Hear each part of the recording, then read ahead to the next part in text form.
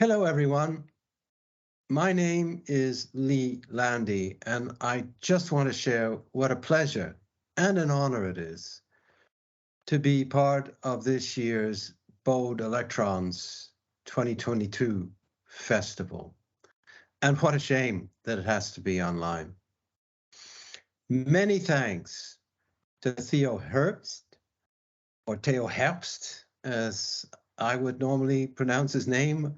That man has probably used more pronunciations than anybody I know, for the invitation. And in fact, I'm the third person from the Music Technology and Innovation Institute for Sonic Creativity who's been invited to this festival. Just prior to the pandemic, my dear friend and now retired colleague, Simon Emerson, came to Cape Town, making all of us extremely jealous. And I've seen his talk, which was truly wonderful. And more recently, my other very close friend and co-author of my latest book, John Richards, with whom I've worked for over 20 years, offered a keynote, several workshops, and other talks at Bode Electrons, and will be also participating this year as well, which is truly wonderful. This talk, which I believe is kicking off the festival, is about our institute, and I've named it with a very simple title: What does the MTI squared do? As MTI squared is the abbreviation of our rather lengthy name.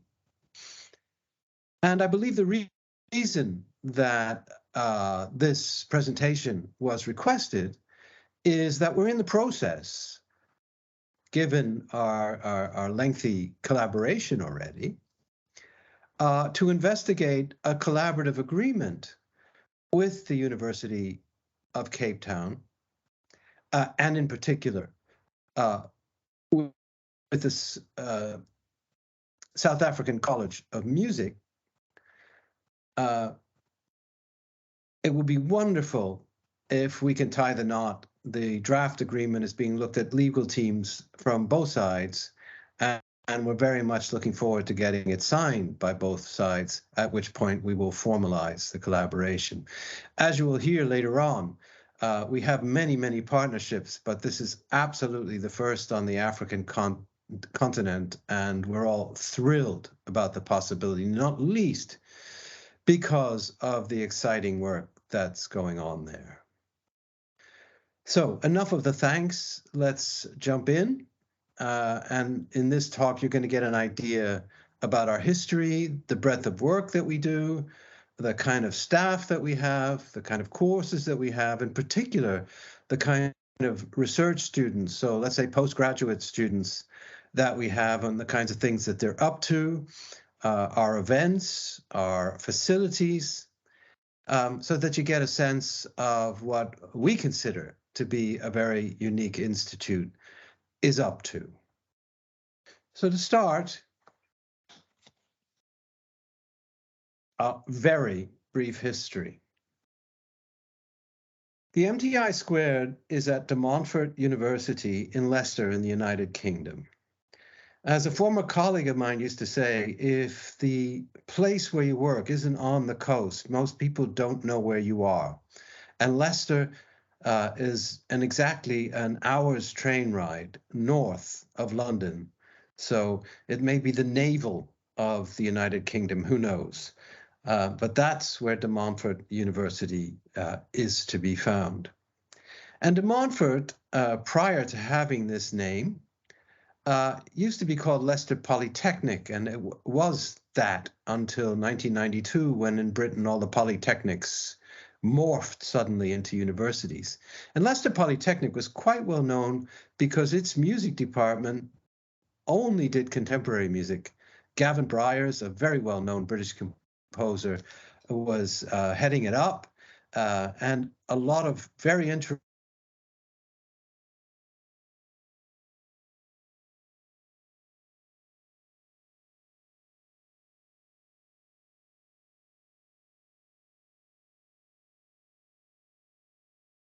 At one point, the vice chancellor, so that's the head of the university, found that music was too expensive and asked the new De Montfort University to reinvent itself in music. And that took a period of quite a few years before it took place. And in 1999, I arrived, and John Richards just 1 month later, to join one staff member who'd been there throughout, to narrow it down to music with technology. And in particular, the idea was to focus on music made with any sounds, or sometimes known as electroacoustic music or sonic art or sound-based music. And we launched courses. At that time, we had no master students and no PhD students. And when I arrived, I became the second staff member. But within 5 years, there were 9 of us, and there were 30 PhD.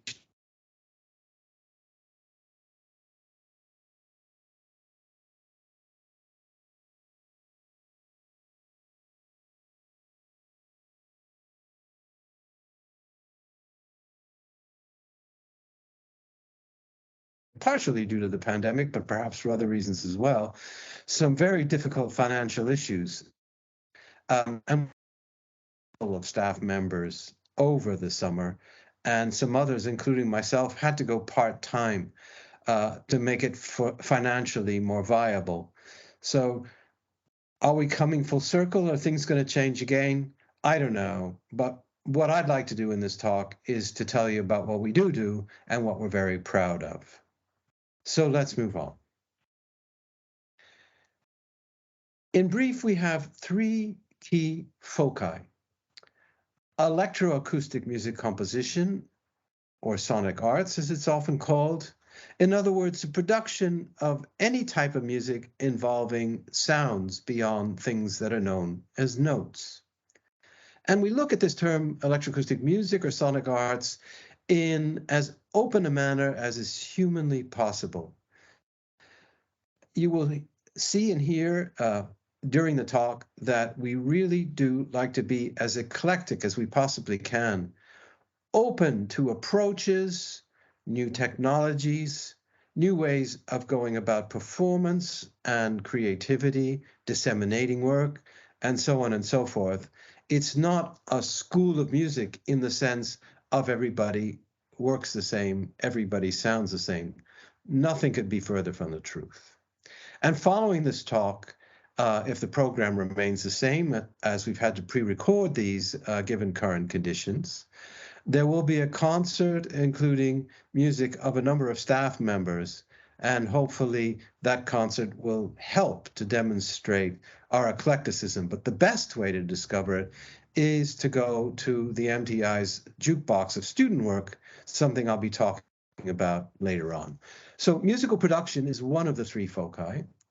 Electroacoustic music studies is the second, and that has to do primarily with the scholarly study of our field. What I find very interesting in our world is loads of music is being made across the globe using sounds as musical material. However, the more theoretical or scholarly foundation for all this work that has taken place, is taking place, and will continue to take place, probably growing and growing with time as it has over decades, that is less strong than the musical production itself. And that's unusual because in music, we usually have a lot of knowledge about the music that we make. And so our interest in the musicology of this music is very strong. And you're going to hear about some examples of this as I continue this talk. Now, the third of our foci is outreach initiatives related to production and research.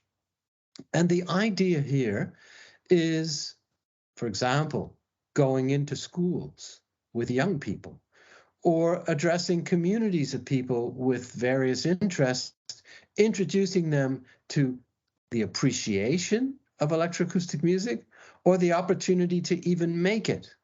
For example, in my world, I'm very interested in sampling any sound.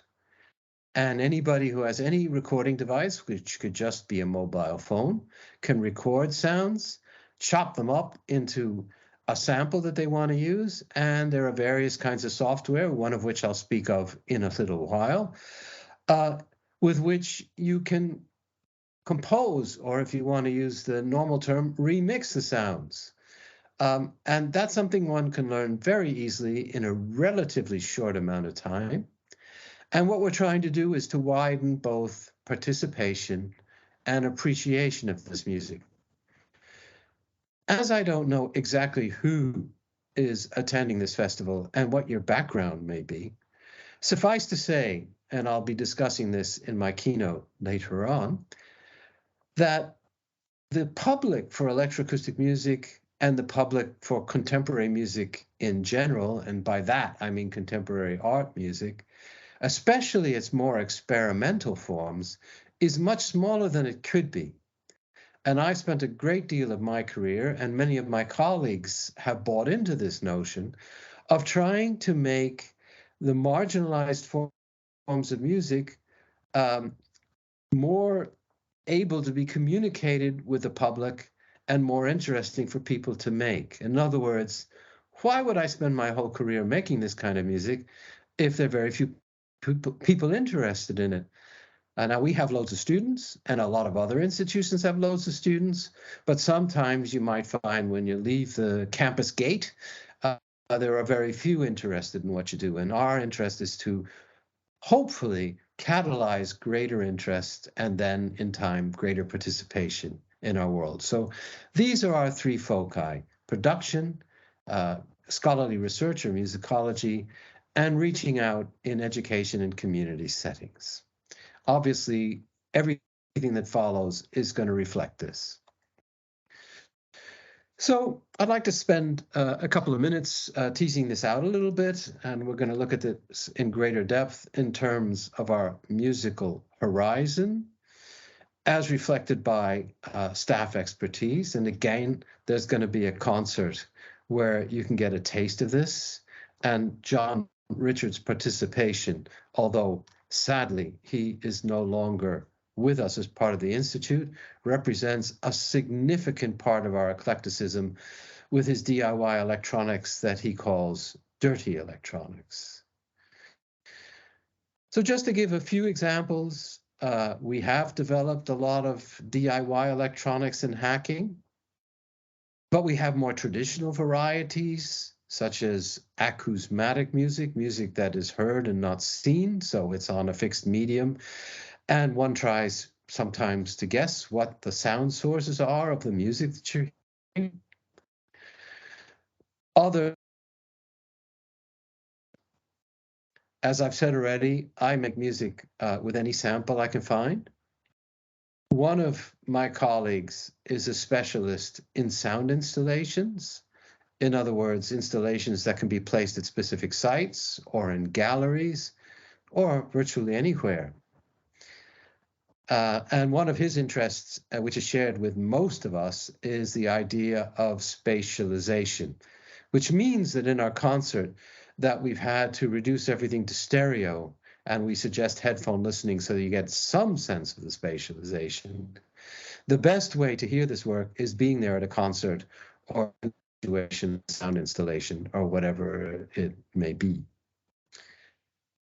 Another one of my colleagues makes what is called visual music, which is to say audio-visual work in which there is some, if not a heck of a lot of correspondence between what you see and what you hear. So that's a pretty broad horizon already. A lot of people are making their own instruments, looking into new interfaces, looking into new performance practices. And let us not forget, although it predates the pandemic, network music is very much part of our lives, and it's something that we're very interested in as well. So some of the work that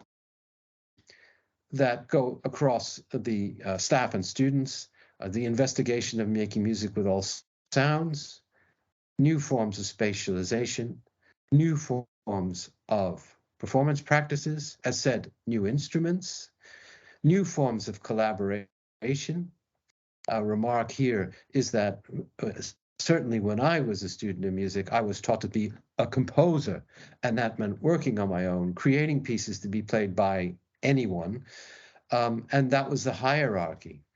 Our age, I believe, not everyone agrees, is an era of collaboration, something that's common to so many forms of music, but not necessarily experimental forms of music. And we're seeing in the DIY culture and in sampling cultures, just to name those two, that a lot of the work is indeed collaborative, and it's not about the immortal composer, but instead it's about the act of collaborative making and the communication coming out of that work. Of course, the term new media art is representative of virtually everything that we do because of the fact that we're using new digital and post-digital technologies. So to reflect the fact that we have the outreach culture, I would say we're also seeking inclusivity. So a lot of our work is made in particular that it can be appreciated by an audience that goes beyond our specialist audience. The second area here is in terms of our areas of research, and I'm going to be coming back to that shortly.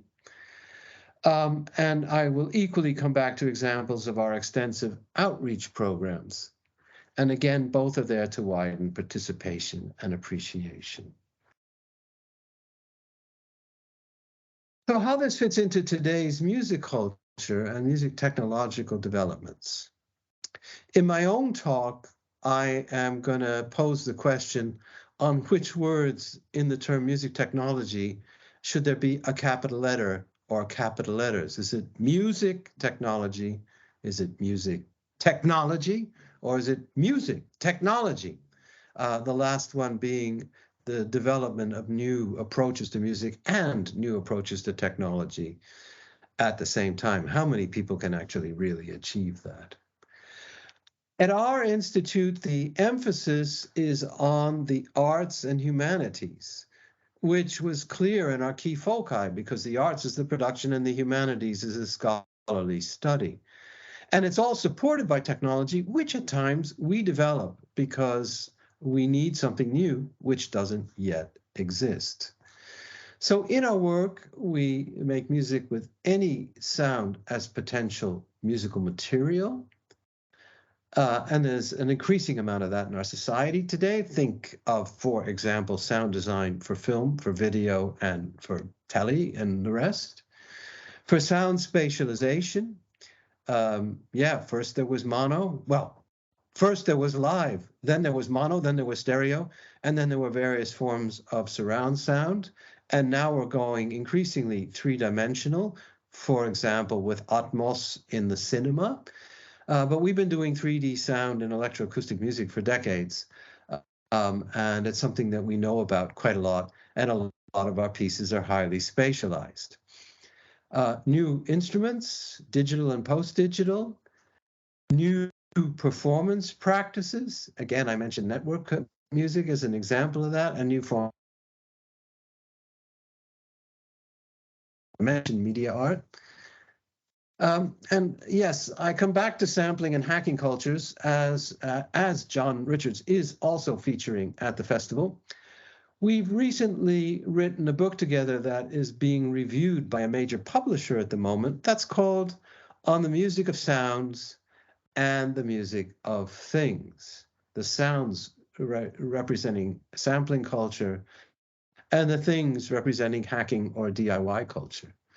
We believe that both of these kinds of music making can be opened up to quite a few constituencies in our cultures, and I don't mean just Britain or Europe or developed nations, I mean anywhere, as long as the technology and the ability to make these things is there. And of course, with hacking, things can be made very inexpensively, and with sampling, often you don't need to spend anything at all. John Richards and I, in the book, propose the following idea. that both DIY music making and sampling might become forms of 21st century folk music.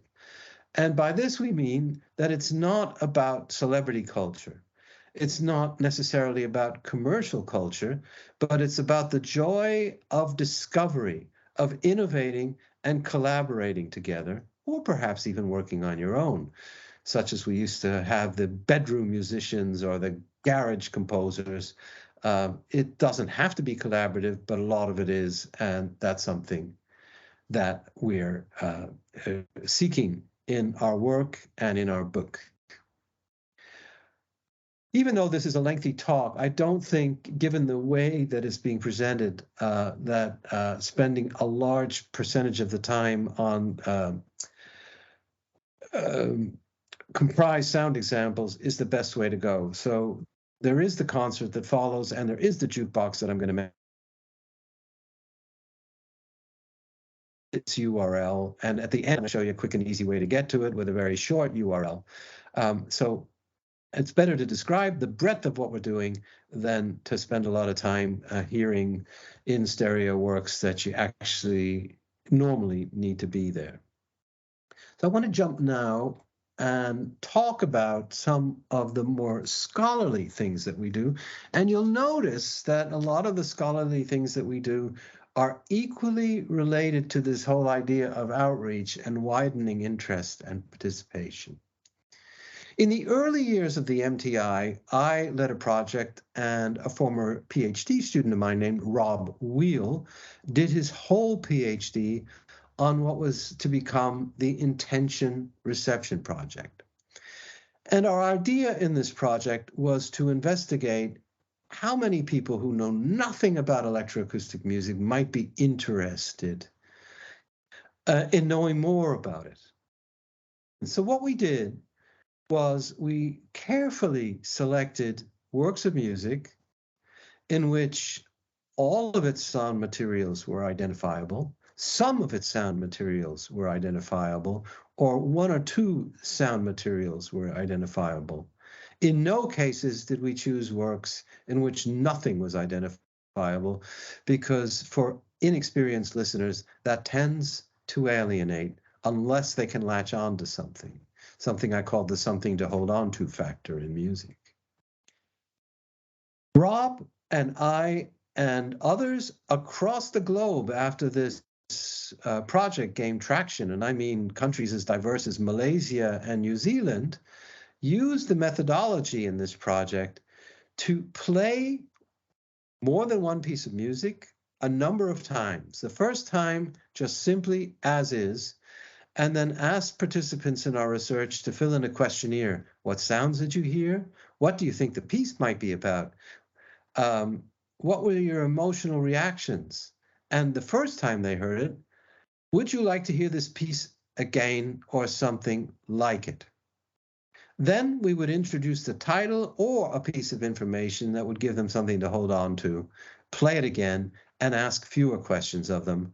And finally, we would offer the composer's words or a program note or something of some substance, play it a third and final time, and then ask whether that information was helpful for them in terms of engaging with the music. Now, over the years, and this methodology has, as I've already said, been adapted again and again, we have found that in almost every circumstance, the majority of participants, regardless of age, and the age group that gave the most difficulty were older folks, were interested in hearing the piece in question again or a piece like it. In the trials over the first 5 years, the worst example we had, and again, we chose our pieces carefully, was that 59% wanted to hear the work again. And in the best example, 80% of people who had never heard this type of music in their lives wanted to hear this type of music again. That's quite a large percentage of the globe, when probably less than 1% knows that the music exists at all. Excuse me. We thought it was going to be between 10 and 20% when we started, which is still a lot of millions of people. So the Intention Reception Project provided us with data that we could use with governments to suggest to them that, hey, there are a lot of people interested in this. Why don't you introduce this music in schools? We're going to come back to that. Also, in the first decade of this century, the Electroacoustic Resource Site was born, and this was its original homepage. In its initial phase, we created a subject glossary. The reason for this was that the technical terms in our field are easily discovered with many people talking about the technology online, but the new musical vocabulary that's evolved in sonic arts and electroacoustic music is less known and ironically sometimes used differently in different places or at different times. A very big example, which you may be aware of, is we in Europe use the term electroacoustic music for this type of music.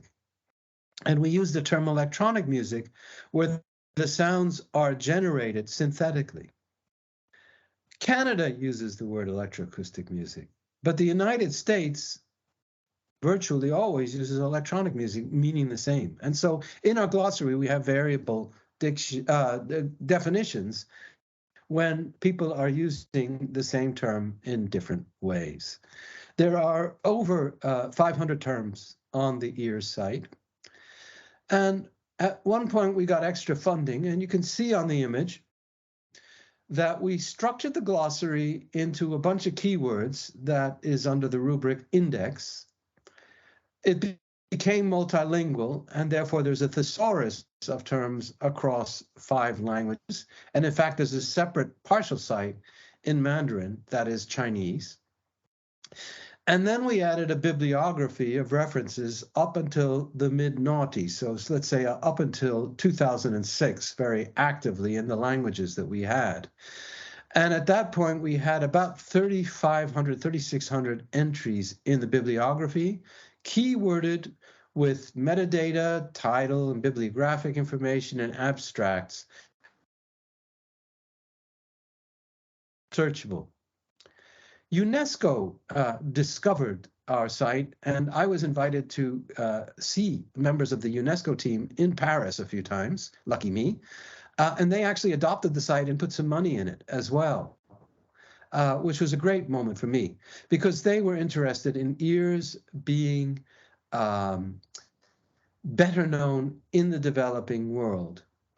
And they gave us loads of ideas. We linked up to UNESCO sites with all sorts of links onto ours because they had a DigiArts program at the time. And it was a great moment in my life. Now, one of the people working at UNESCO asked me, would it be possible to make an ears for kids? That one question took that gentleman less than a second to ask. And the project, which was the sequel, and called the EARS 2 Pedagogical Project, took 10 years to make, 10 years to achieve. And EARS 2 is online, ears2.dmu.ac.uk. EARS is ears.dmu.ac.uk. EARS 2 is an e-learning environment that, if you can see the image well, you can see in the middle, there's a header create. So that's the music production side of it. There's the learn, which is the theoretical and technological side of it. And there's a listen icon, which is where you come to grips with how particular elements of electroacoustic sound and the repertoire itself. To the left, there's projects, which you could call lessons. And our lessons are in making music with any sounds, manipulating sounds, and generating sounds. And the encyclopedia is there as a glossary of the terminology. Embedded into the EARS 2 site is a software called Compose with Sounds, which is free, and the use of EARS 2 is free, and the English language teachers manuals, so teachers that have no experience can learn how to do this and teach this. And in fact, in a very Cyprus, it's part of the national curriculum. Anyone studying music at the lower and middle schools study electroacoustic music as well, using Ears2 and the software. And I'm hopeful that in the future, other countries will do the same. Many recommend it already, and it's currently available in 10 languages. This is the interface of the Compose with Sounds software. So you can see that there's a sequencer.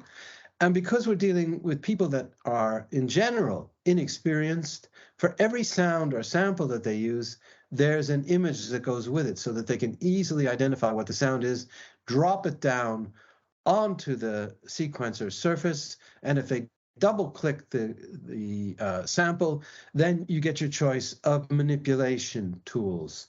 And what you get is what you see is what you hear environment. That's a bandpass filter on the right side of the page. And so you're able to choose your middle frequency, and the band becomes tighter or wider according to what you choose. There are quite a few manipulation tools. There's also tools to do sound generation, and we continue to develop this software. So that's a technological development. So is the website itself, but serving our outreach, which we consider, as I said, very important. Sometimes we do, or often we do, high-level musicological projects. And several years ago, Simon Emerson and I received a large research grant for electroacoustic music analysis, where we developed media tools, and in particular the E-analysis with capital EA as an electroacoustic, E-analysis software by Pierre Coupry, which has now been further developed in his E-analyse, so that's letter I, analyse, so that's the French word for analysis, software, which actually works both with electroacoustic and instrumental music and is a highly powerful software for creating visual representation of sound. I highly recommend it to you, and that was one of the outcomes of our project. We also created a platform for the community interested in electroacoustic music analysis. And at the end of our project, we also published a major book with Cambridge University Press called Expanding the Horizon of Electroacoustic Music Analysis. So in that one, the outreach is to the community and analysis, not loads of people. But it's very good always to be developing.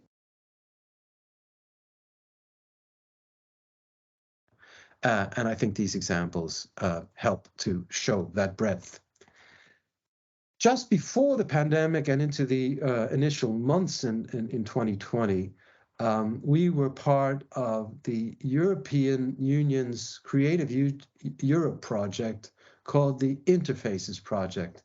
And the motto to this project was bringing new music to new audiences. Not only electroacoustic music, but also instrumental and vocal music.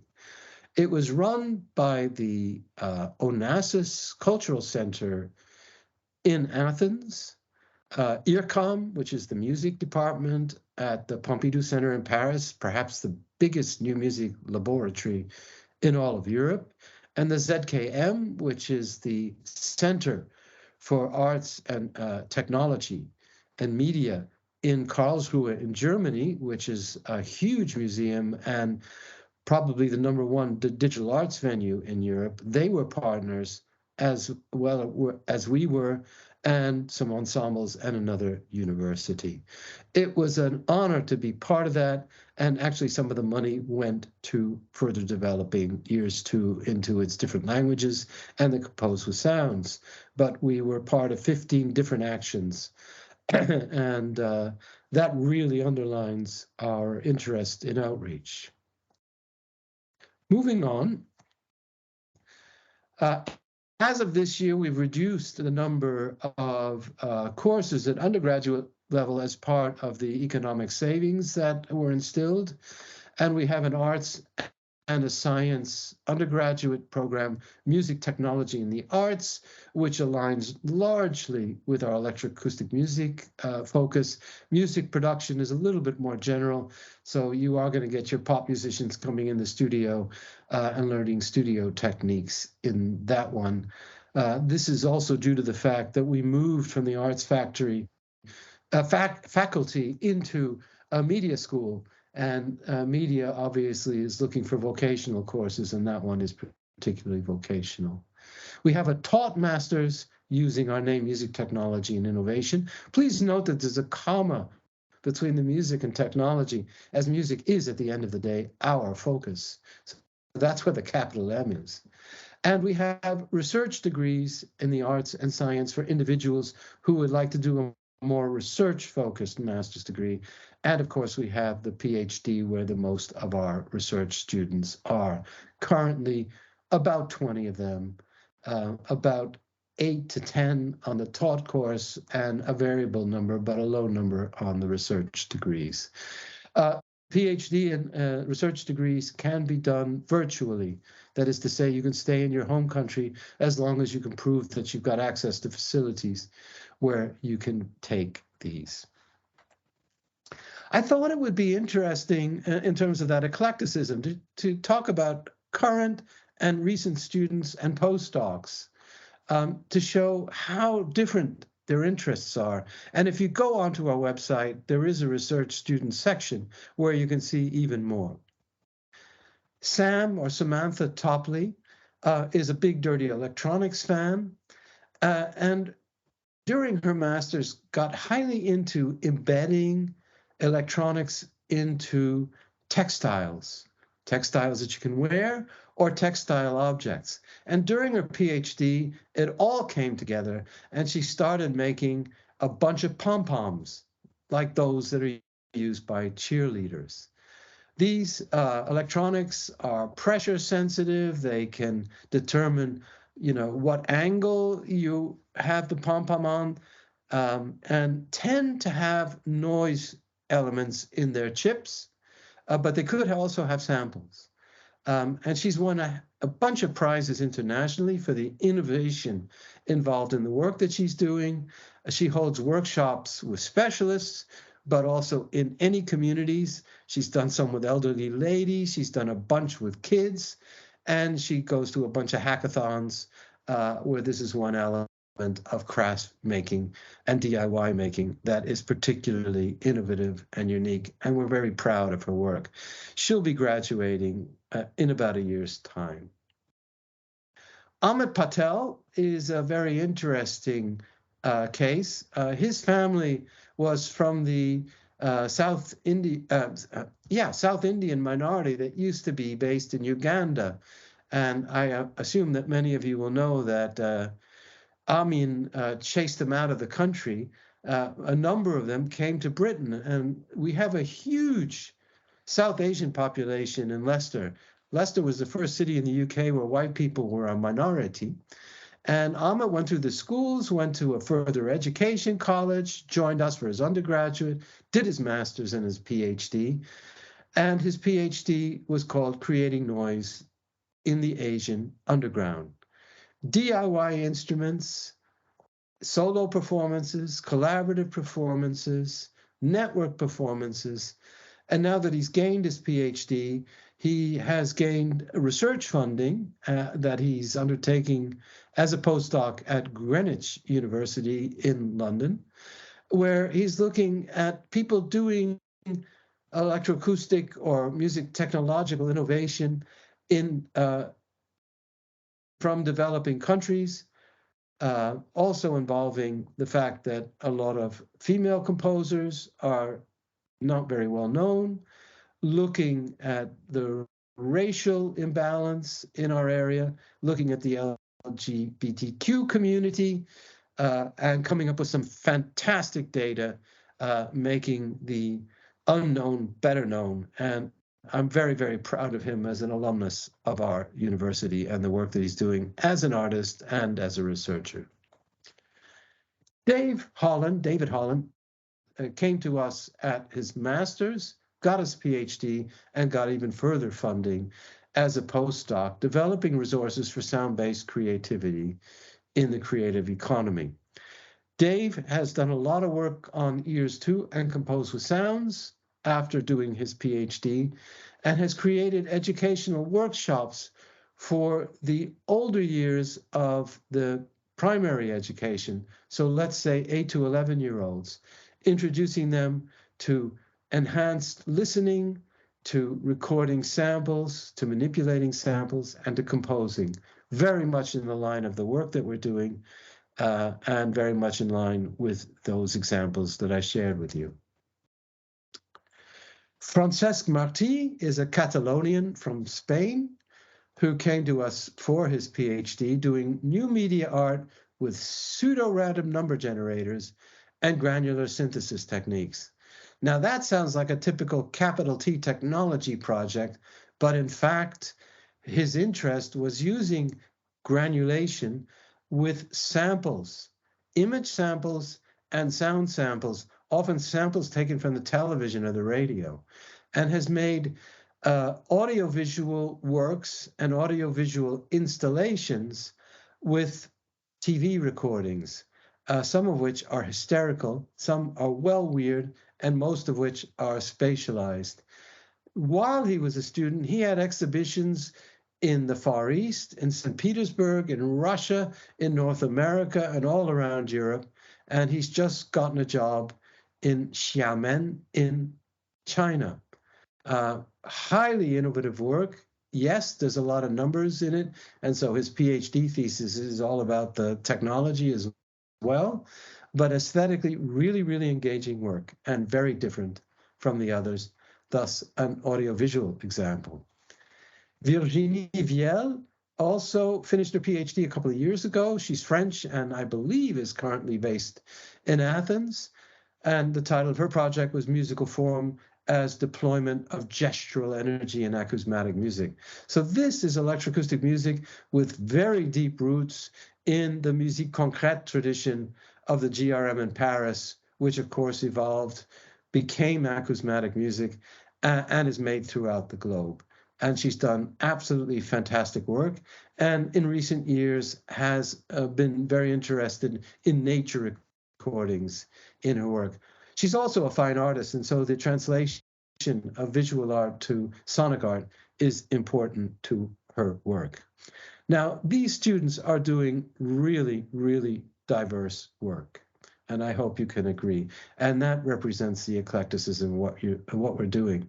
Again, if you go onto the site, you can go to the jukebox, or you can go to the individual sites of our research students, and I think you'll find them enriching. In terms of our events, we have an annual concert series. Obviously, the pandemic put a real dent into that. But in the past, we used to, during the academic year, hold concerts every couple of weeks, or sometimes hold a mini festival. We have normally one seminar per term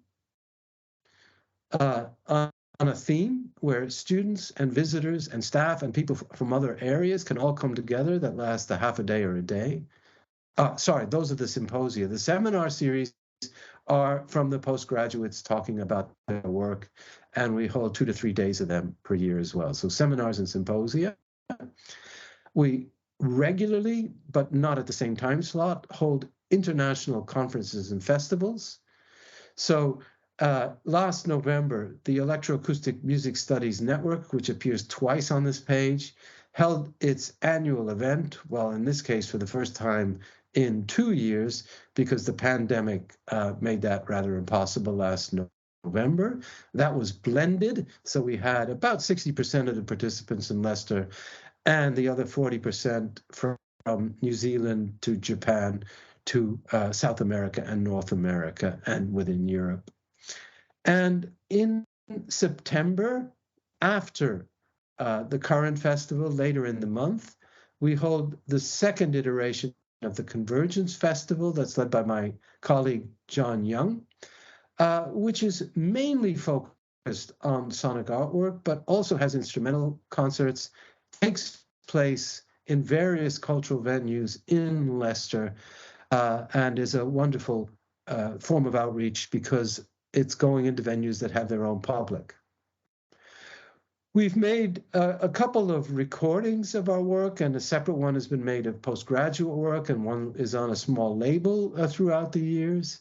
And as I said, we have our jukebox. So there's the URL of the jukebox. But in the final slide, you'll see the MTI site, and that has a direct links to the jukebox as well.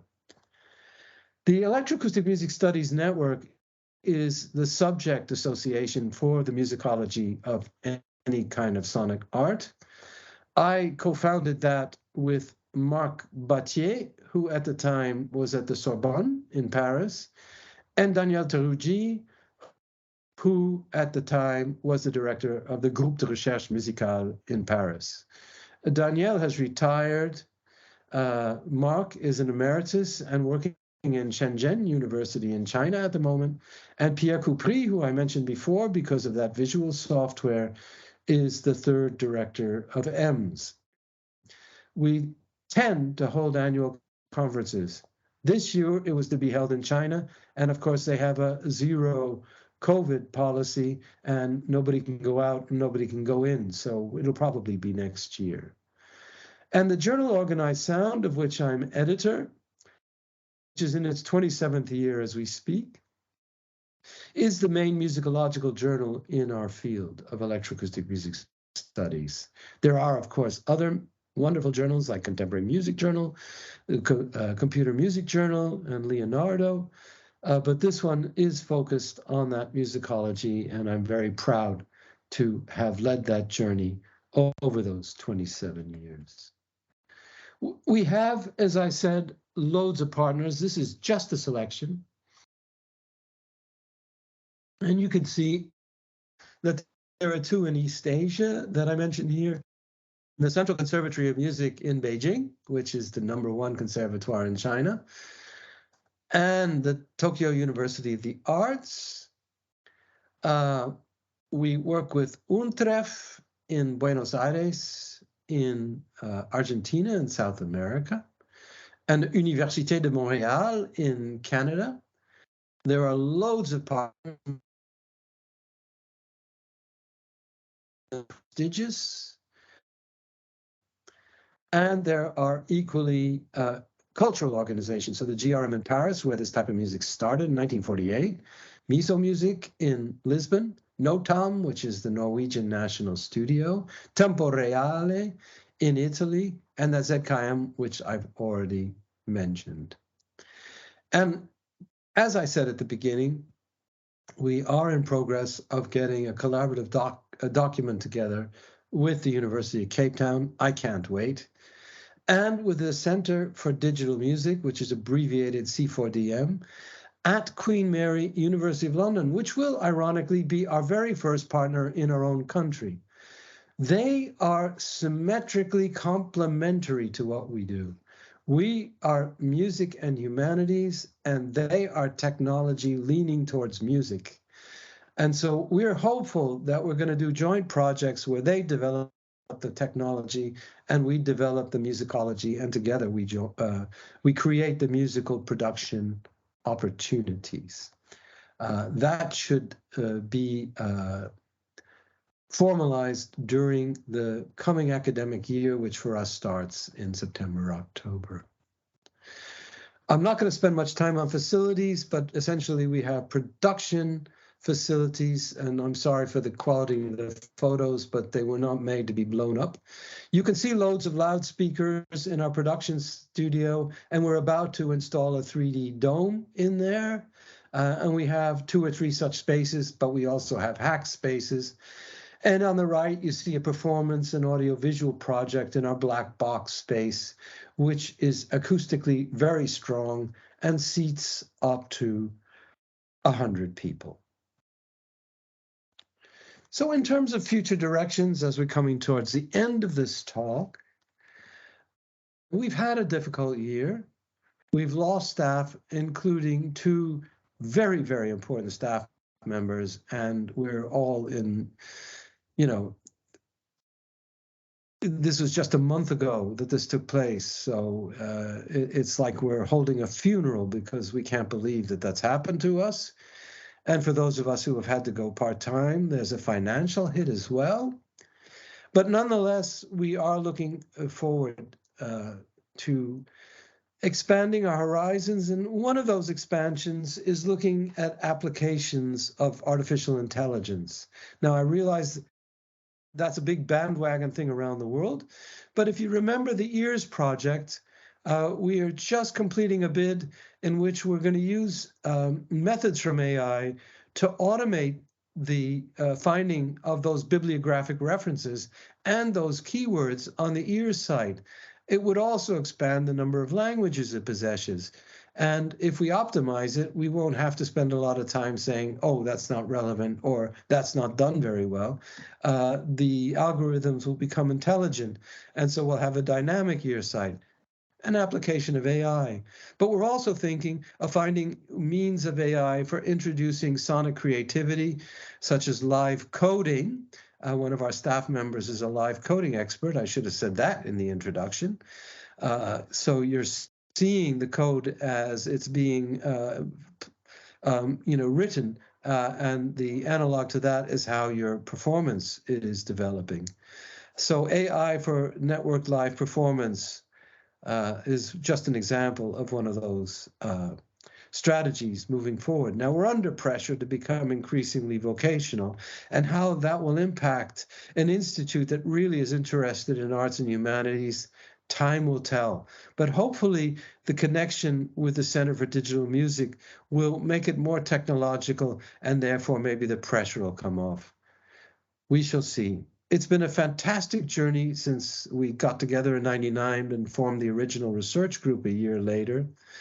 And we're looking forward to our work with Cape Town and the new institute that's being formed there in the future. Now, it's unclear to me whether we're going to be able to do questions and comments live. So if that isn't the case, please feel free to send me an email. The email is on the slide, which I'm going to leave up for a minute. And the quick route to our Institute website is that URL that you see now, with links to the various projects, to the staff members, to the research students, to the jukebox, and much more. I hope you found this informative. For some students, I hope you found it interesting, that you could hook up with our students or eventually even come and do a degree with us. Thanks ever so much for listening, and I look forward to your comments in due course. Thank you. Leigh, good morning. Thank you so much for a fantastic opening to the event.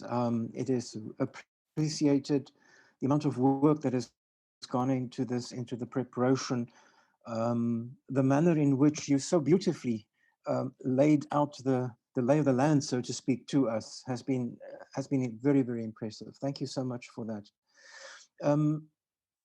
I have looking at the chat, I have no direct questions coming in from any participants. So if I may, I'd like to jump in the question from my side. I'd be interested to speak a little bit about the motivation behind the work of the original group of people that came together to initiate your institute. Was it a shared vision that cemented you together, or were there diverse opinions concerning which directions to take? So what was the engine there right at the start? Thank you, Theo, and thanks again for the invitation, and apologies to those watching now and who will be watching online for the glitches in this recording and the keynote that will follow in a couple of hours. Maybe it was the luck of the draw, Theo. I really can't say. I did want to have a cohesive, but I must underline that word again, eclectic group of people. Now, John Richards, who's listening as I speak, did come a month after I did, and he was in a period of his life where he was in flux. The John Richards, whom we know and love today, was in the middle of the Buddhist triad. First there is a mountain, then there is no mountain, then there is. He was finishing his PhD, creating a few electroacoustic fixed medium works. Prior to this, of course, he was an improviser and very, very wonderful and wacky musician. And subsequently, he again became a wonderful and wacky musician using live electronics and his DIY or do-it-together instruments. So I couldn't predict at the time what this young man was going to become. But he and the name I didn't mention, Andrew Hugill, who was the continuity with the past and the author of the well-known book, The Digital Musician, we all agreed that our point of departure was going to be all sounds. And every subsequent hire bought into that largely, if not wholly. And I think that is the glue that makes it stick together. Nobody is averse to instruments and vocal aspects to this, but we would like to look at that container of all sounds. And some, I've often said, it's a kind of silly remark, but I've only got 24 hours in the day, so my life with instruments actually kind of thinned out enormously when I became involved in sonic art or sound-based music, as I call it. So I think that was the reason that it happened that way. But we get all sorts of invitations from musicians, and we've had PhD students who are performers on traditional instruments using max patches and the like. But that all fits because the kind of the more global sonic, that's the word that holds us together. And that's why we appended Institute of Sonic Creativity when we became an institute. Wonderful, wonderful. I think one of the very nice things, it's early morning for you. I mean, you're an hour behind us, so we've basically jumped into your Saturday morning. But what I'm very excited about is the fact that we're getting very positive feedback from listeners who haven't posed questions, but are appreciative of the fact that we have now, had direct insight or clear insight into how you work. If there are no further questions, perhaps we should end now, but you will be back, and I'm quite sure that following your keynote address in about an hour's time, there will be many more questions. So Leigh, thank you from the bottom of my heart, and we look forward very much to my pleasure. Thanks again for the invitation. And I'll see you all later on. Indeed.